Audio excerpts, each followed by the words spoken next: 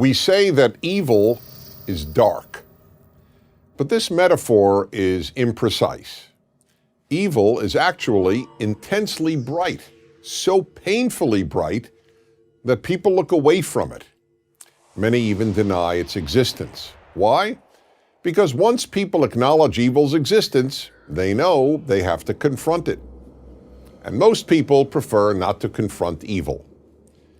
That is what led to World War II and the death of 55 million people. Many in the West denied the darkness of Nazism. They looked the other way when that evil could have been stopped and then appeased it as it became stronger. We are reliving 1938, the year that democratic Western nations assured a police state, the Nazi regime, that they would do nothing to prevent its expansion. That year, the British Prime Minister, Neville Chamberlain, went to Munich to negotiate with Adolf Hitler. He left believing Hitler's promises of peace in exchange for Germany being allowed to annex large parts of Czechoslovakia.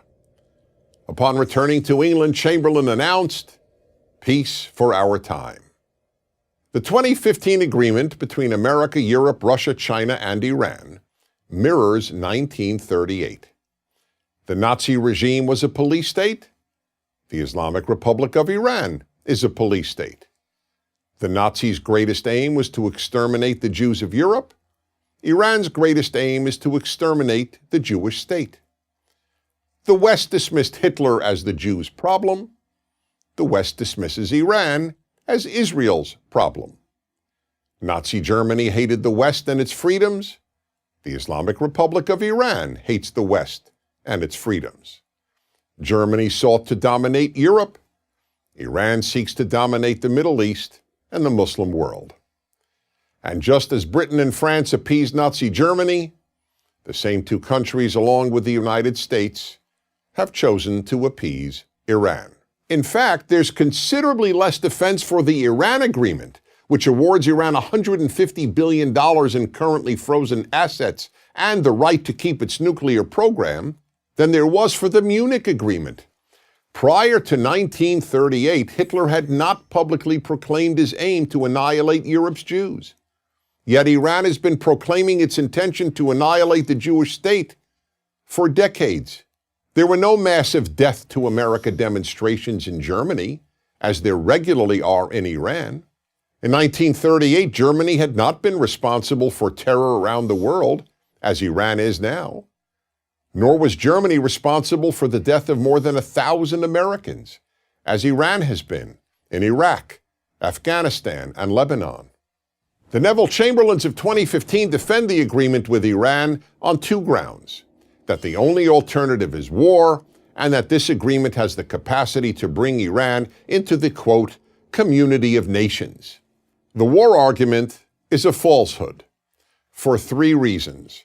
First, the alternative to this agreement was continuing and tightening the sanctions that were weakening the Iranian regime and greatly diminishing its ability to fund terror groups around the world. Second, because the agreement so strengthens Iran, it makes war far more likely. When evil expansionist regimes get richer, they don't spend their wealth on building new hospitals. They expand.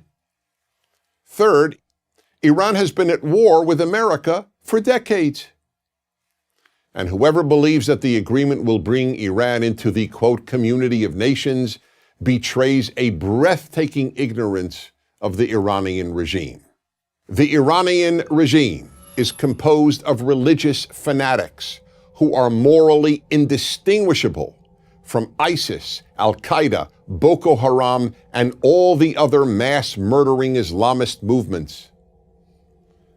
The Iranian regime has executed more people than any country except China and killed more than 6,000 Iranians just for being homosexual. A woman in Iran is not allowed to leave the country without the permission of her husband. The Iranian regime repeatedly calls for the extermination of Israel. No other country in the world is committed to annihilating another country. Iran is already the world's greatest funder of terror organizations. Imagine what it will do with another $150 billion. Imagine what it will do with the removal of the current weapons and missile embargo. Imagine what it will do with its intact nuclear infrastructure. This deal allows all three. Very few people have a chance to do something about the greatest evil of their time. When it votes on this agreement, the American Congress has that chance. I'm Dennis Prager.